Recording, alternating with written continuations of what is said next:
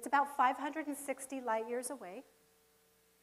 And after I did that calculation, 560 light years, just for kicks, I subtracted it from 2010. It was still 2010 at the time.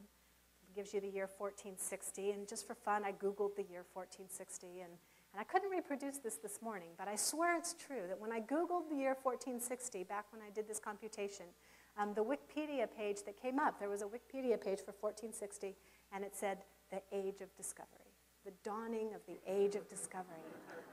How cool is that?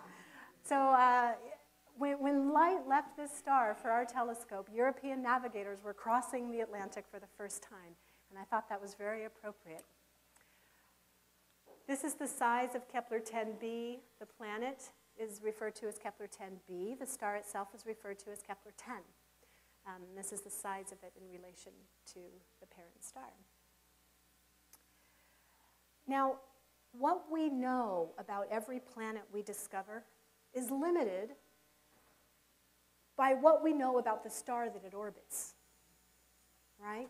I mean, how much dimming of light you get depends on how big the planet is, right? Sure. But it also depends on how big the star is, right? A big planet is going to take out a small percentage of light of a very, very big thing, right? This particular star is one of the brighter stars that Kepler was observing. And we knew that we had a chance of seeing something very special in this data of this star, namely stellar oscillations. So just as a Doppler sonogram probes the fetus inside the mother, just as we use earthquakes to probe the interior structure of the Earth, we can use observations of starquakes to probe the interior of stars. Stars that are very big will quake or shake or oscillate with lower frequencies than stars that are very small. Just as when you strum a cello, you're going to get a deeper tone than when you strum a violin, right? Same idea.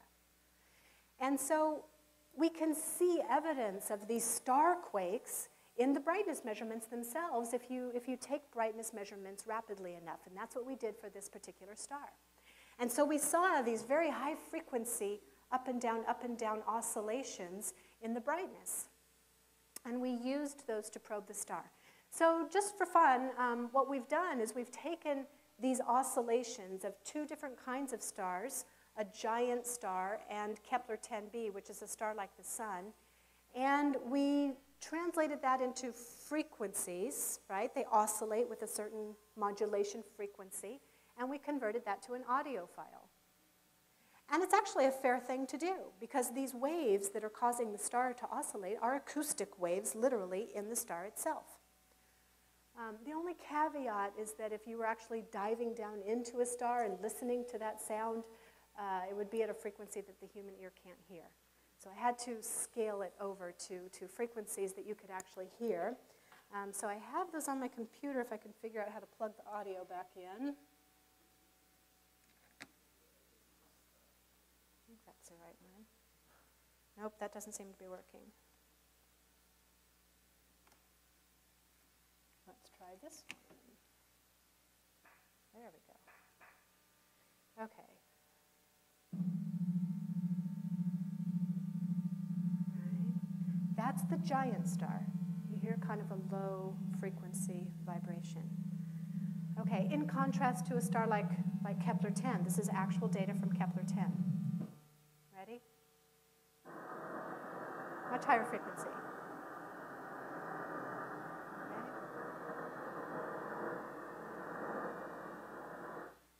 Okay, so that's what it sounds like. You can see that they're very distinct. The giant sounds very different from the main sequence star, the star like our sun. So this was a very unique case. We were able to do this because Kepler 10 is so bright. We were able to see these modulations. And therefore, we know the mass, the radius, and the age of this star to an accuracy of something like 2 to 5%. Very, very well. Very good. That means that we're going to be able to derive the parameters of our planet very well, too. Okay, so this data turned into Kepler's discovery of its very first rocky planet. And indeed, this is the first unquestionably rocky planet that humanity knows about, orbiting another star in our galaxy. And I'll tell you why. And we do not have a picture of Kepler-10b. This is an artist's rendering, so don't get excited. Okay, what does the data actually look like? This is what the data looks like. It's not very pretty, right? That's why we have to pay the artist the big bucks, right? Okay, every circle here is a brightness measurement.